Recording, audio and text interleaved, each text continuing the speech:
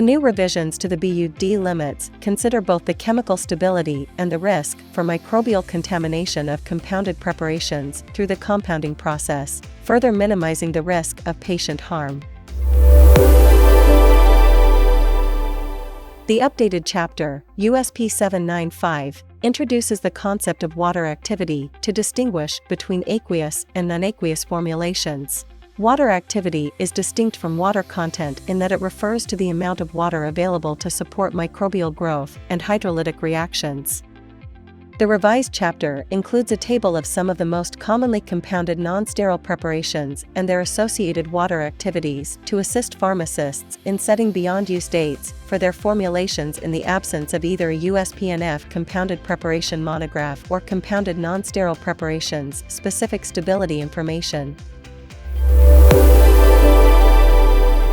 The revised 797 addresses compounded sterile preparations and changes the categories of compounded sterile preparations from microbial contamination risk levels, low, medium, and high risk to Category 1, 2, and 3 compounded sterile preparations.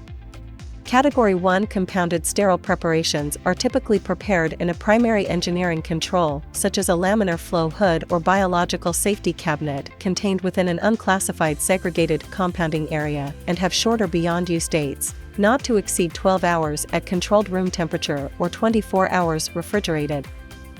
Category 2 compounded sterile preparations must be prepared in a cleanroom suite, and their beyond-use dates are determined by their compounding method, whether aseptically processed or terminally sterilized, and whether or not the batch has been subject to sterility testing.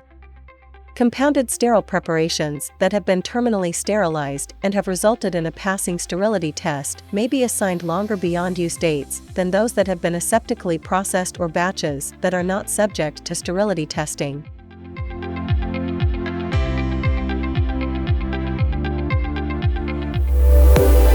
Like Category 2, Category 3 compounded sterile preparations must also be prepared in a cleanroom suite and are assigned beyond-use dates with respect to their compounding method, whether aseptically processed or terminally sterilized.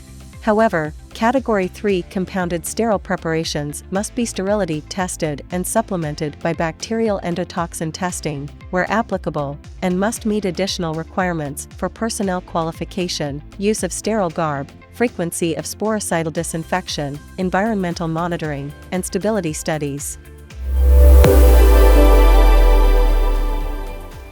To achieve Category 3 beyond-use dates, personnel involved in compounding must demonstrate competency in garbing, hand hygiene, and aseptic technique through means of gloved fingertip testing after gloving and after media fill testing. Surface samples of the PEC must also be collected after media fill testing. Requalification must occur no less than every 3 months. Additionally, all garb used in the production of compounded sterile preparations must be sterile and no skin shall be exposed in the buffer room. Production of Category 3 compounded sterile preparations also requires a higher frequency of environmental monitoring and sporicidal disinfectant application. Viable air sampling shall be performed no less than monthly, and viable surface sampling shall be performed in the PEC at the end of each batch, and no less than weekly throughout the classified space. Application of a sporicidal disinfectant shall occur weekly in the PECs, pass-through chambers, work surfaces outside the PEC, and on the floors. Beyond-use dates assigned for Category 3 compounded sterile preparations must be supported by stability data utilizing a stability indicating analytical method that has been validated per USP 1225. The stability study must be performed on the same formulation and in the same container closure system that will be used to package the compounded sterile preparation. Additionally, stability studies must include particulate matter testing for injections and ophthalmic solutions, container closure integrity testing, and if the compounded sterile preparation is administered over multiple doses, antimicrobial effectiveness testing performed in accordance with USP 51.